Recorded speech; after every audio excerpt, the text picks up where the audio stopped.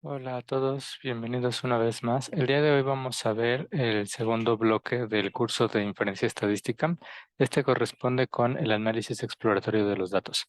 Yo les había prometido ver este tema únicamente en cuestión de las gráficas, pero pues, desafortunadamente por lo que ha sucedido voy a tratar de abarcar todo lo que les debo al momento y espero que les quede claro y cualquier cosa lo podemos platicar en la clase presencial.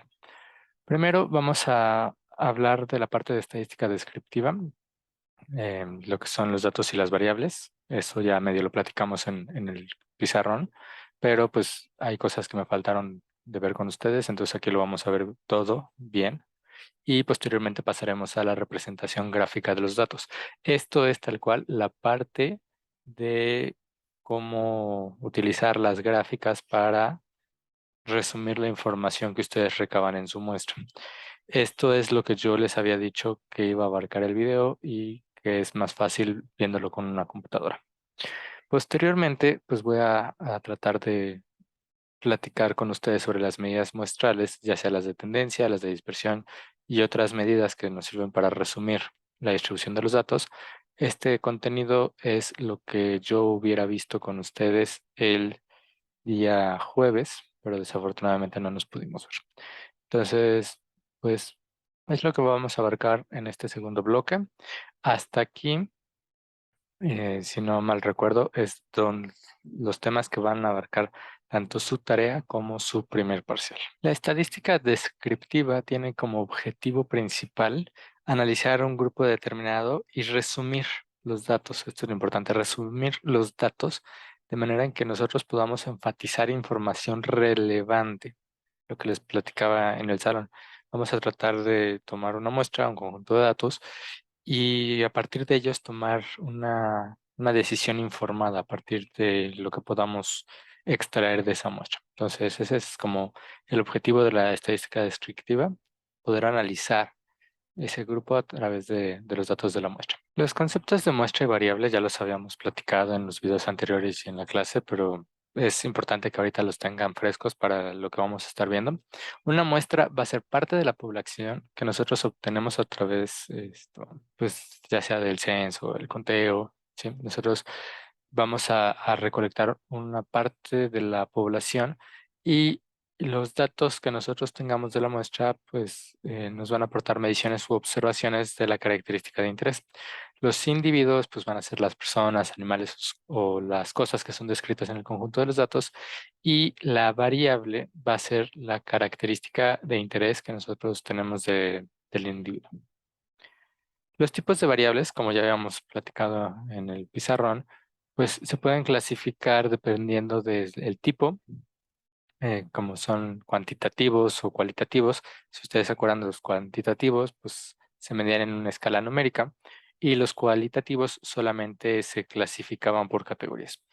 Además, podemos clasificar a las variables por su recolección y puede ser en una sección cruzada. Si ustedes se acuerdan, era recolectar diferentes elementos en el mismo punto de tiempo y también era la clasificación de longitudinales, que para un mismo elemento recolectábamos sus valores en diferentes puntos del tiempo. Bueno, esto es lo que habíamos platicado en las clases en pizarrón y definí lo que eran las escalas de medición. Si ustedes se acuerdan, íbamos a manejar cuatro escalas. La nominal era para variables categóricas y, como lo indica, es como de nombre. No hay ningún tipo de orden entre los datos, simplemente identificamos a qué categoría pertenecen y son completamente arbitrarios. La ordinal, aquí ya eh, a nuestras variables categóricas les podíamos asociar cierto orden, pero no podíamos medir o determinar una distancia entre categorías. Posteriormente vimos la escala de intervalo, que esta ya era para variables cuantitativas y representaba magnitudes. Podíamos determinar un orden entre los valores y además hacer comparaciones de igualdad y medir la distancia. Este, eh, lo que les mencionaba en la clase era como que solamente nos faltaba el cero, y ese cero estaba dado o caracterizado en las escalas de razón, que tenían todas las propiedades de la escala de intervalo, pero aquí el cero indicaba que había una ausencia del atributo. En el ejemplo que les di de las nominales, pues era el género, hombre-mujer, no hay un orden. En el ordinal era el nivel socioeconómico o el último grado de estudios que tenían. Para las de intervalo, aquí yo les mencioné la temperatura. Una temperatura de 0 grados centígrados, pues no indica que no hay temperatura, solamente que pues no, es un punto más en la recta. ¿Sí? Hay un orden, hay una métrica para poder calcular las distancias, pero el punto cero no asocia a una ausencia de atributo. Y el ejemplo de la escala de razón que yo les comenté en el curso, pues podría ser el peso o la estatura. Hay un orden, hay una distancia, y tener un valor de cero es que no tienen el atributo que era la masa. Bueno, ahora les voy a definir una serie de conceptos para poder pasar a estudiar lo que son las medidas muestrales, para poder definir las gráficas que vamos a estar trabajando. Y el primero de ellos, y tal vez el fundamental, es lo que es la frecuencia.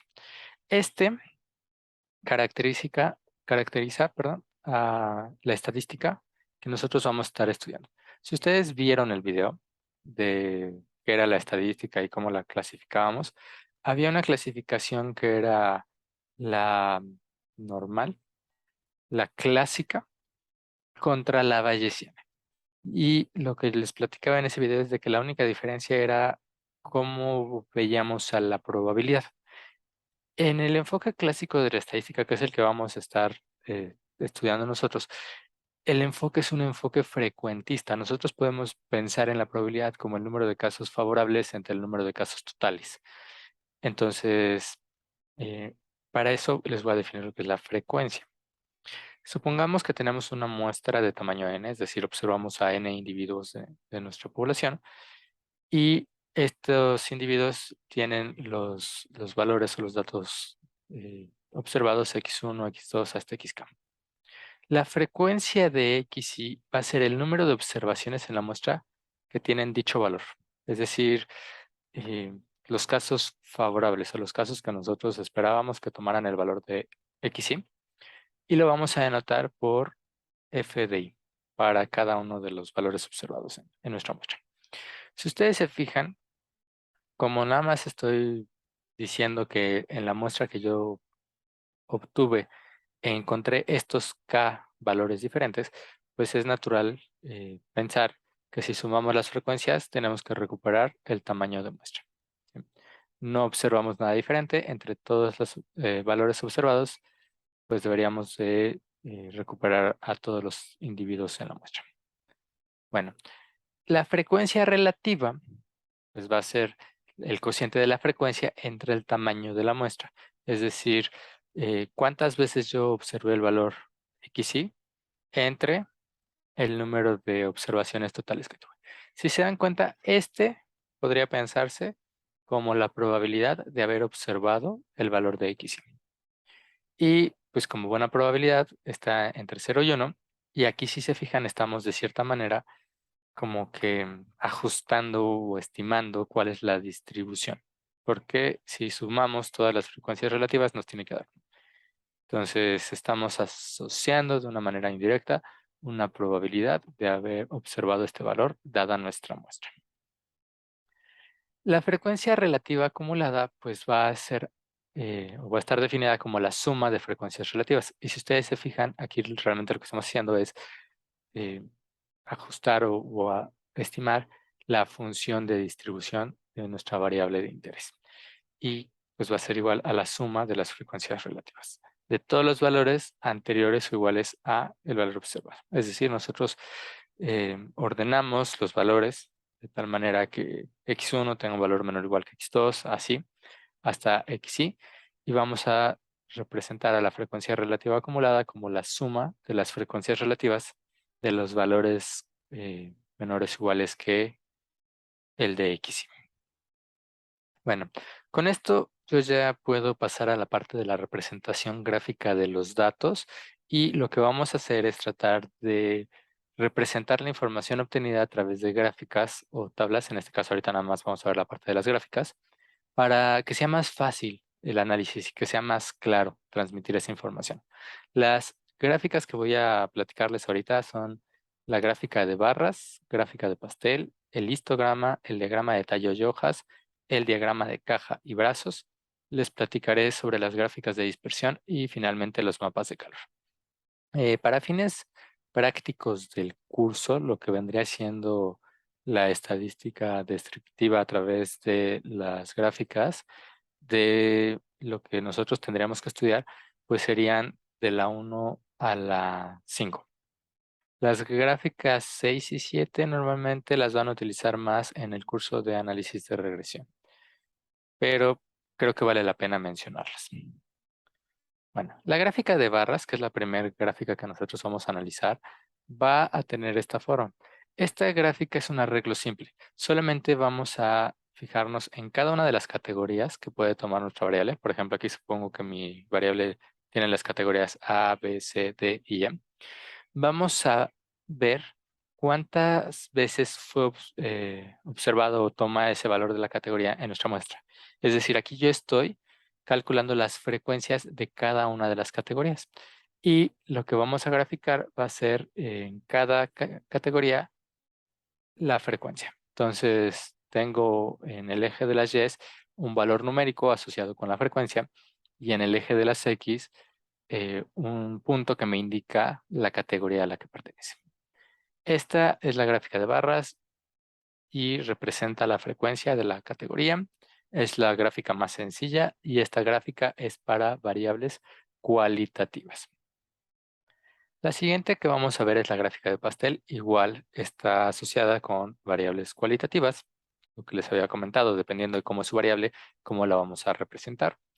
Y a diferencia de la gráfica de barras, la gráfica de pastel busca transmitir cuál va a ser la frecuencia relativa. Entonces aquí dibujamos un círculo y lo que va a pasar es de que dependiendo de su frecuencia relativa, el tamaño asociado con esa categoría.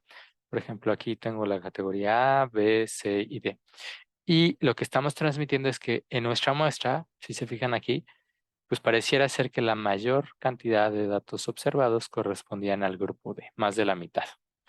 Entonces, con esta gráfica de pasteles para variables cualitativas, lo que se busca es transmitir cuál es su frecuencia relativa.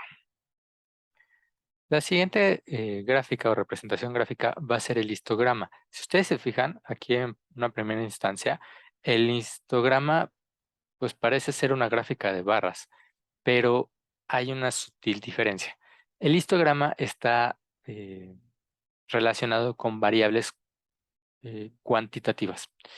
Y a diferencia de las cualitativas, pues nosotros vamos a tener como observaciones muy puntuales. Por ejemplo, si yo quiero ver cuál es la longitud que tiene un pétalo de una flor, pues puedo medirlo y decir, ah, pues esto tiene una longitud de 0 hasta decir tiene una longitud de 10. Pero cuando yo tenga mi muestra voy a tener el valor 1.3, 2, 2.3, 4, 4.3, 4.5, 5, etcétera. Entonces son valores puntuales.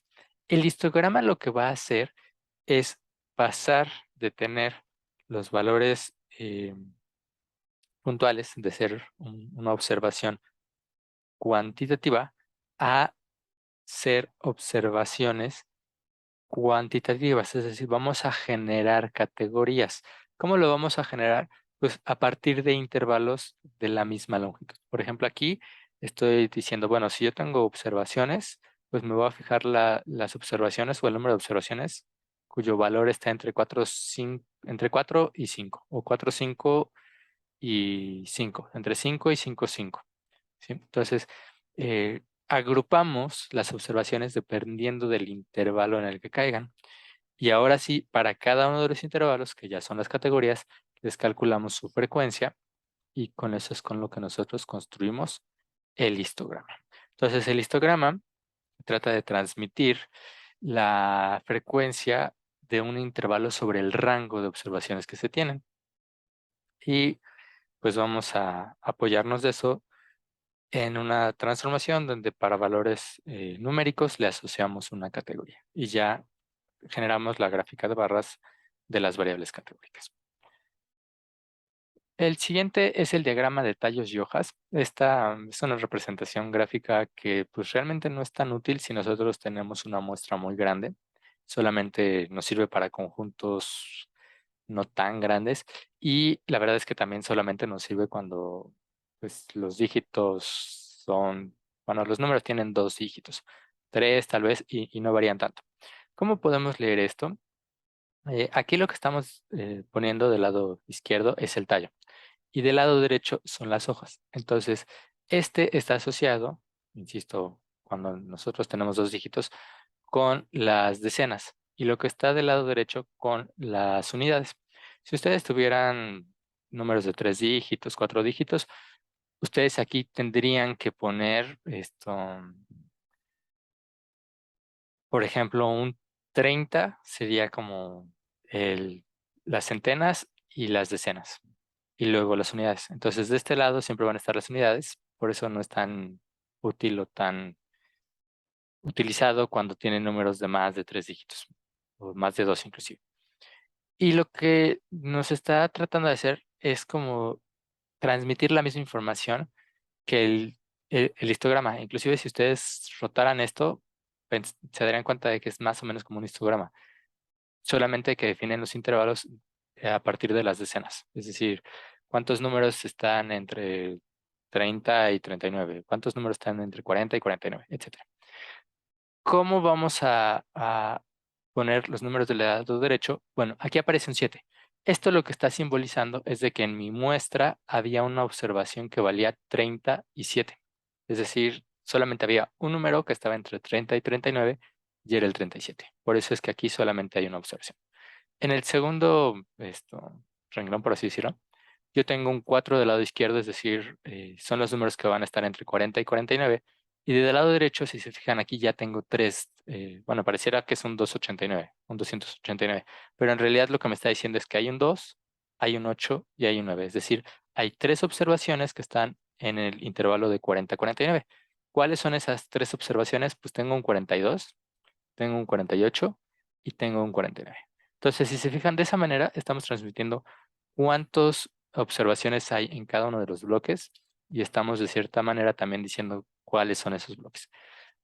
Por ejemplo, en aquí ya está interesante porque son las observaciones que son del 80 a 89, pero veo dos ceros aquí. Eso significa que en mi muestra hay dos valores o hay dos observaciones con el valor de 80. También tengo una observación con 81, una de 83.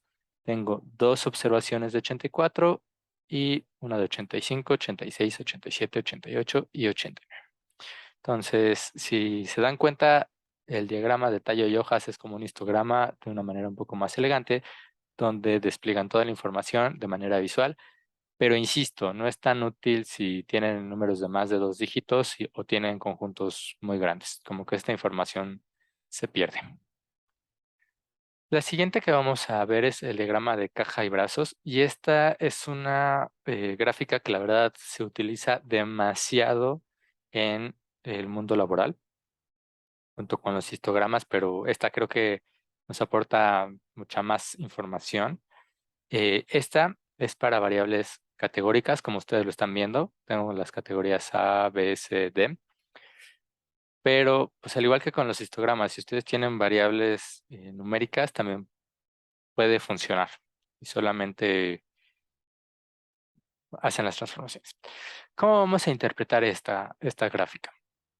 Em, Esta gráfica lo que nos va a brindar es información a través de sus cuartiles. Ahorita que veamos la parte de medias, bueno, medidas muestrales, vamos a hablar de lo que es un cuartil.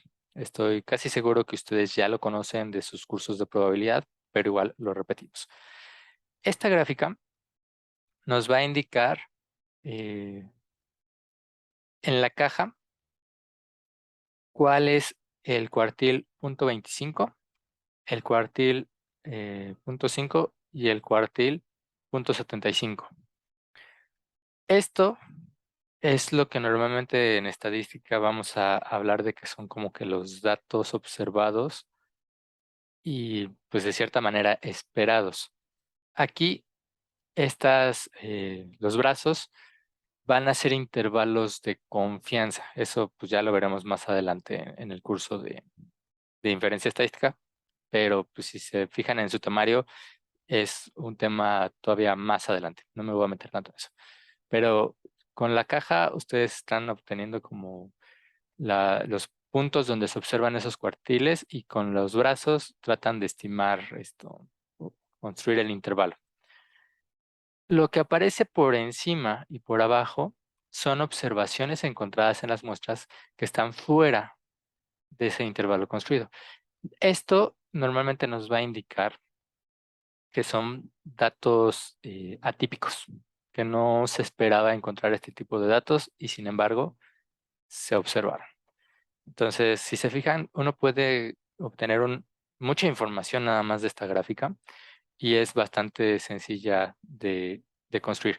También inclusive se puede decir que, pues, por ejemplo, no sé, si ustedes dicen los grupos A y B son características que tienen individuos, por ejemplo, ser fumadores o ser no fumadores, y aquí están diciendo la esperanza de vida o el tiempo de vida que les queda, con esta gráfica claramente pueden ver que pues, si estás en este grupo tienes mejor probabilidad de vivir más que si estás acá.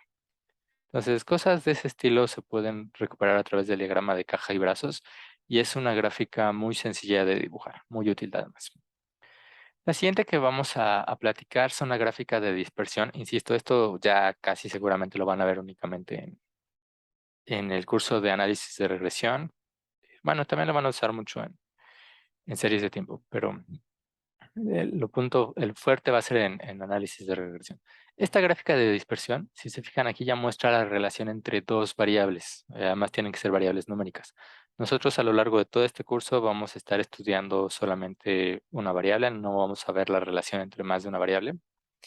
Y nada más como para que vean y que pueden graficar y se den una idea de lo que van a ver más adelante. Cada punto va a representar los datos de una observación. Aquí, pues nosotros, nuestras observaciones, vamos a tomar los valores de cada una de las dos variables. Entonces, esta puede ser una flor, donde en el eje X vemos cuál es la longitud del pétalo y en el eje Y cuál es el ancho del pétalo. Entonces, si se fijan aquí en un solo pétalo, pues podemos medir cuál es su longitud y su diámetro. Entonces, con eso nosotros podríamos graficar esta figura, la gráfica de dispersión, donde cada punto esté asociado con una flor. Eso nos va a ayudar más adelante, o lo verán en la materia de análisis de regresión, a tratar de explicar el comportamiento de la longitud en términos del diámetro, o al revés, del ancho en términos de la longitud, y tratar de asociar una relación entre ellos. En análisis de regresión, pues la relación va a estar dada en términos de una función lineal. Entonces van a tratar de ajustar una línea que les indique el comportamiento de una en función de la otra, y esa es la línea que se ve aquí. Y lo como sombreado, pues es el intervalo de confianza. Pero insisto, eso lo vamos a ver más adelante, lo van a ver en otros cursos, solo que estén conscientes de que con esta gráfica ustedes pueden transmitir cómo se comporta la muestra y con base en ella decir, ah, pues sí, mira, estas variables tienen una relación lineal entre ellas o no. Capaz que aquí se formaba como una parábola o algo así. Bueno, otra que es muy utilizada y que igual también lo van a utilizar en el análisis de regresión es el mapa de calor. Esto lo que trata de representar es una matriz y cada entrada le van a asignar un color y ese color va a estar asociado con un valor numérico. Esta normalmente la ven mucho cuando ustedes tratan de representar en un estudio donde tienen muchas variables, más de dos, y tratan de ver cuál es la relación que existe entre ellas. Entonces, lo que van a hacer es una matriz de correlaciones, donde la diagonal pues, son las varianzas de cada una de las variables y las otras entradas pues, son las covarianzas o los coeficientes de correlación y pues va a estar entre -1 y 1 y con un color eh, cargado de este lado o un color cargado del otro lado, van a ver si están totalmente correlacionadas o no. ¿Sí? Entonces, este es el mapa de calor, se utiliza para eso, pero Bueno, este casi no lo vamos a estar utilizando en este curso. Existen muchísimas más gráficas de las que les mencioné ahorita. Eh, Incluso yo les invitaría a que ustedes busquen en internet el Python Graph Gallery o Matplotlib Graph Gallery, donde ustedes van a poder ver todos los códigos fuentes para graficar este tipo de gráficas en Python.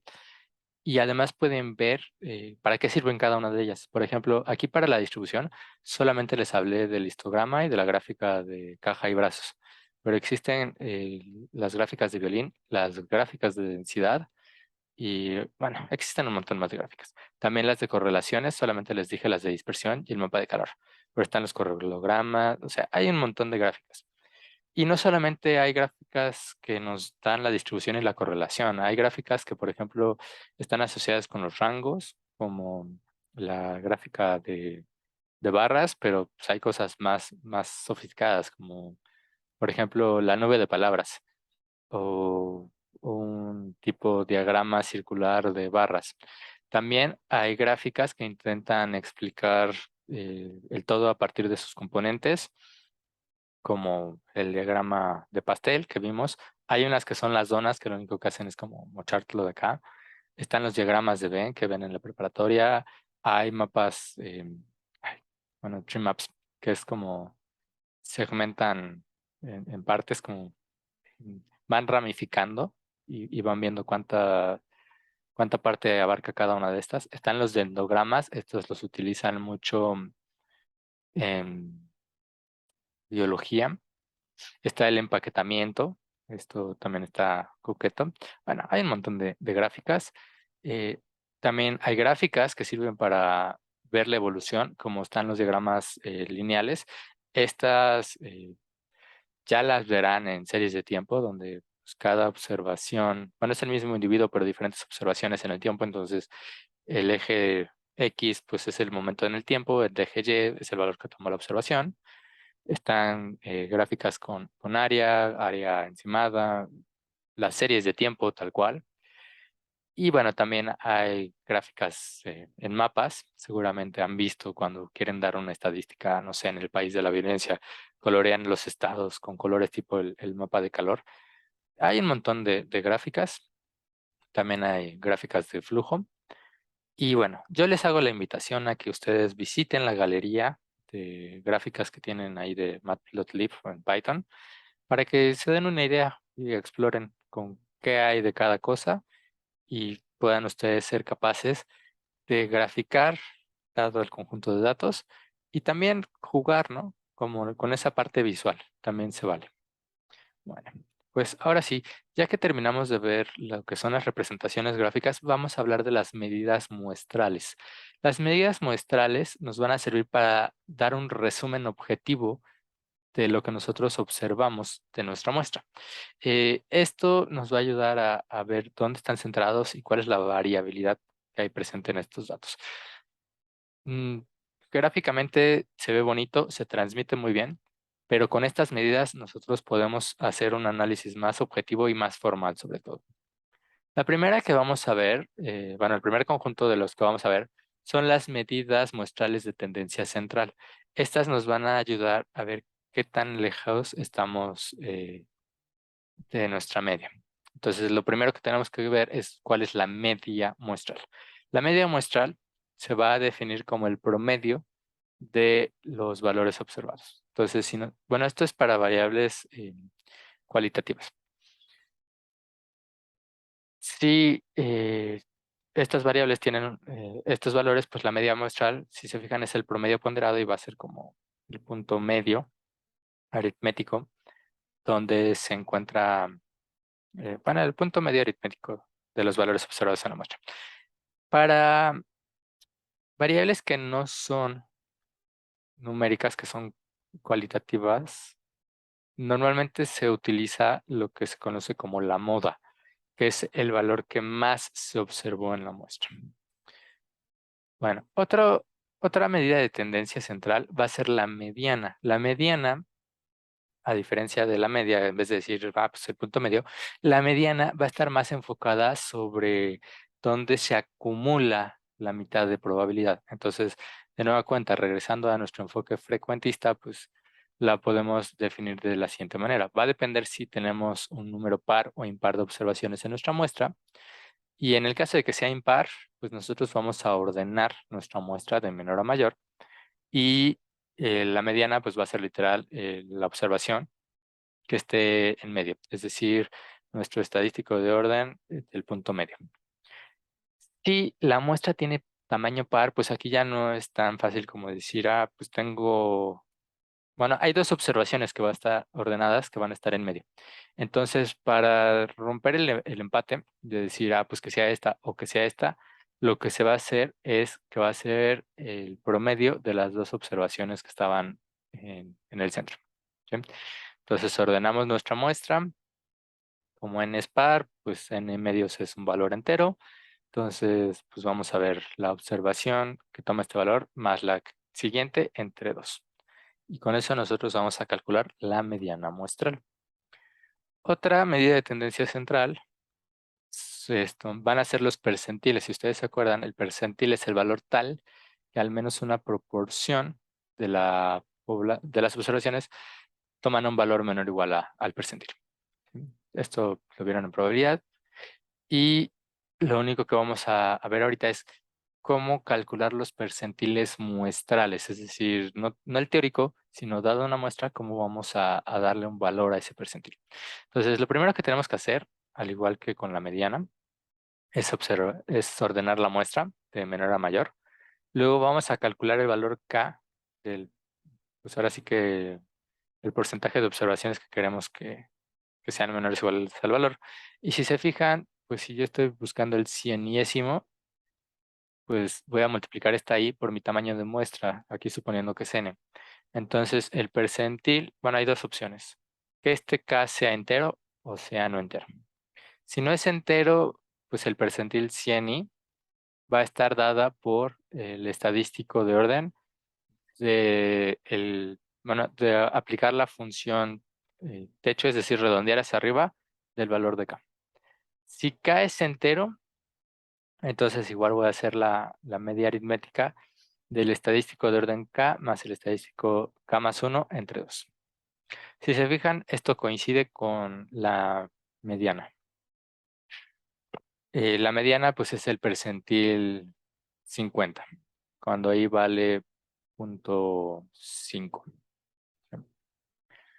Ok, bueno, los cuartiles muestrales pues van a estar asociados con los valores que dividen a la muestra en cuartos y están asociados, el primer cuartil es el percentil 25, el segundo cuartil es el percentil 50, que es la muestra, y el tercer cuantil es el percentil .75. Estos cuartiles son los que nosotros veíamos en nuestro diagrama de caja y brazos. Bueno, esas fueron las medidas de tendencia central. También hay medidas de dispersión. Estas medidas de dispersión nos van a indicar qué tan dispersas están las observaciones entre ellas. La primera que nosotros podemos utilizar es la varianza, y en particular ahorita pues la varianza muestral. Esta medida sirve para calcular la variabilidad de la distribución respecto de la media, es decir, qué tan alejadas están las observaciones de su media. Y pues bueno, dada el conjunto de observaciones, vamos a definir la varianza muestral de esta forma. Aquí hay una observación muy importante que me gustaría hacer. Si ustedes se le quedan viendo feo con odio, estoy dividiendo entre n-1, cuando sería más intuitivo dividir entre n. Esto no es un error. Hay una razón de fondo y la vamos a ver en un tema más adelante. Pero recuerden, la varianza muestral dividen entre n-1. Si ustedes nada más dividen entre n, se conoce como varianza poblacional. Y es otra medida, pero nosotros lo que vamos a estar estudiando es la varianza muestral. Entonces, si se fijan, aquí a cada observación en la muestra le resto su media muestral. Entonces veo cuánto dista de la media muestral. Lo elevo al cuadrado y sumo los cuadrados. Y al final lo divido entre el número de observaciones menos 1. ¿Sí? Casi como la varianza, solamente de qué es la muestral a partir de mis observaciones y este pequeño detalle que, insisto, analizaremos o estudiaremos más adelante. Además, podemos utilizar la desviación estándar, que al igual que en la teoría, La desviación estándar es la raíz cuadrada de la varianza, entonces nuestra desviación estándar muestral va a ser tal cual la raíz cuadrada de la varianza muestral y se calcula de esta forma. Esto es más interpretable y es porque de esta manera la dispersión tiene las mismas unidades que los variables, que los datos observados. Entonces, es más sencillo analizar esto. Bueno, otra medida de dispersión es el rango muestral. El rango de una variable aleatoria, pues es el intervalo de los valores que puede tomar. Nuestro rango muestral, pues va a ser el tamaño del intervalo más pequeño que contiene a todas las observaciones. Es decir, si en nuestra muestra tengo los valores x1, x2 hasta xn, nuestro rango muestral eh, va a ser el tamaño, entonces es el máximo de las observaciones menos el mínimo de las observaciones. Entonces, esta medida del rango nos da como que una idea de qué tan dispersa está la información. En una muestra de mayor rango es que las observaciones están más dispersas. Un rango menor nos va a indicar que están más cercanas. Y bueno, el rango intercuartil va a ser la diferencia entre el tercer y primer cuartil de la muestra. Este rango intercuartil, en el diagrama de las cajas, pues era tal cual lo que se observaba. Y los brazos, pues eran el intervalo de confianza para el rango intercuartil. Y pues bueno, lo vamos a definir como el tercer cuartil menos el primer cuartil. Otras medidas muestrales que nos pueden hablar sobre cómo es nuestra distribución van a ser las siguientes. Vamos a ver algunas. La primera es la oblicuidad. En en la bibliografía que existe, en muchos lados le conocen como la simetría, como el sesgo, bueno, falta de simetría. Tiene muchos nombres. Creo que al menos el que a mí más me gusta es oblicuidad, porque más adelante vamos a ver otro tema donde se habla del sesgo, entonces no quiero que se confundan y vamos a quedarnos como que esta es la oblicuidad muestral. Esta nos va a informar sobre la simetría de una distribución, es decir, qué tan cargada está de un lado o de otra, qué tan simétrica es. Cuando ustedes piensan en una distribución simétrica, luego piensan en la normal, entonces creo que eso nos va a ayudar. Y la definición de la oblicuidad va a ser el tercer momento alrededor de la media entre la desviación estándar al cubo. La oblicuidad muestral, es decir, dada un conjunto de datos, va a estar dada por, si se fijan aquí, yo estoy sumando la observación menos la media muestral, es decir, la distancia que hay de esta observación a la media muestral, y lo estoy elevando al cubo. Lo divido entre n, entonces este es el tercer momento muestral. Y lo voy a dividir entre la desviación estándar, pero lo estoy dividiendo entre la desviación estándar poblacional, por así decirlo. Entonces, por eso es por lo que yo aquí estoy multiplicando a la desviación estándar muestral por la raíz cuadrada de n-1 entre n. ¿Sí? Si se fijan aquí, incluso tengo entre n, no tengo entre n-1. Bueno, esta es la oblicuidad y, como les comentaba, nos va a informar sobre la simetría. Si una distribución, al trazar como que la recta en el eje Y, su densidad es igual de un lado que del otro o no. ¿Sí? De eso nos va a hablar la oblicuidad y nos informa sobre la simetría. Otra medida de resumen que nosotros podemos tener es la kurtosis. Esta nos informa sobre la planitud de una densidad cerca de su centro. Lo vamos a definir como el cuarto momento alrededor de la media entre la desviación estándar elevada a la cuarta potencia. De nueva cuenta, la normal nos va a servir de referencia. A partir de la cortosis, bueno, sí, a partir de la cortosis podemos clasificar a las distribuciones en tres categorías. Las distribuciones leptocúrticas tienen una cortosis mayor a 3 y se caracterizan por ser muy picudas y tener colas pesadas. Es decir, los valores extremos tienen una alta probabilidad o una probabilidad mayor, como que tardan más en volverse cero las probabilidades de los valores extremos. Las distribuciones mesocúrticas tienen una cortosis igual a 3. La distribución normal tiene una cortosis de 3. Por eso es por lo que se toma como punto de referencia.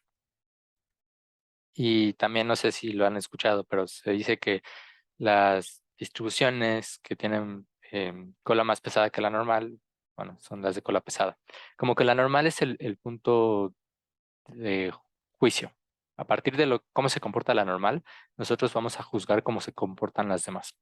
Entonces, como la normal tiene una cortosis de 3, pues son mesocúrticas y es igual a 3, pero si tienen mayor a 3 son leptocúrticas y si tienen menor a 3 son platicúrticas. Eh, Cuando tienen una cortosis menor a 3, pues son más aplanadas y tienen colas más ligeras, es decir, no tienen valores tan extremos. Bueno, pues ahora sí, la cortosis muestral va a estar definida de nueva manera. El cuarto momento alrededor de la media muestral entre la desviación estándar poblacional elevada a la cuarta potencia. Entonces aquí nada más estoy jugando con transformar de la muestral a la poblacional y ya lo elevo al cuarto momento. Entonces, la oblicuidad nos va a hablar de simetría, la curtosis nos va a hablar de qué tan pesadas son las colas y los valores extremos. La correlación de Pearson, pues lo que busca es hacer o relacionar de una forma lineal dos variables aleatorias y como ustedes se acuerdan de sus clases de probabilidad, el coeficiente de correlación está definido como la covarianza entre el producto de las desviaciones estándar. Si ustedes se acuerdan, la correlación siempre va a estar entre -1 y 1 y valores cercanos a -1 indican que es una relación lineal con pendiente negativa y una correlación de 1 es una relación lineal con pendiente positiva. La correlación muestral para una muestra de variables aleatorias, aquí si se fijan ya necesitamos observaciones de las dos variables. Entonces nuestra muestra va a ser el conjunto de parejas, ¿sí? La vamos a calcular de la siguiente manera. Aquí estamos calculando de cierta manera la covarianza muestral y lo estamos dividiendo entre el producto de las desviaciones muestrales. Bueno, esas son las medidas muestrales que íbamos a ver. Y con esto yo termino el tema de análisis exploratorio de datos. Ya la siguiente vez que nos veamos, empezaremos con el tema de inferencia puntual, estimación puntual. Espero que les haya gustado el tema. La verdad es que está muy sencillo, está muy bonito y nos sirve demasiado. Cualquier comentario, duda que tengan, pues por el Classroom, por correo o lo podemos ver en el salón de clases. Sería todo de mi parte. Espero que estén muy bien.